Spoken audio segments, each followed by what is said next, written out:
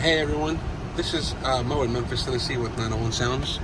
Today we finished integrating CarPlay into a factory stereo for a 2014 Nissan Murano. We used a interface made by NavTool, really good piece.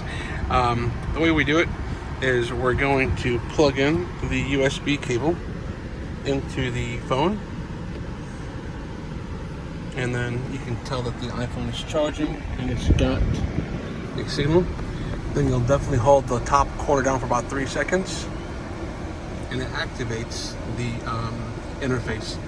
You can integrate front, rear, side cameras. You can mirror your phone into here, or any video gaming console. But we're going to go to CarPlay, and you definitely need to make sure you have an MFI cable just so the data works properly. You can hit the home button, you can go to your music, you can go to your maps, and of course you definitely need to make sure your vehicle has an auxiliary input on here, because that's how the signal comes in using auxiliary.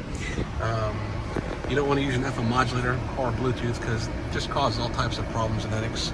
Yeah, if you're in the Memphis market, you know where to come. 2235 Covington Pike, y'all.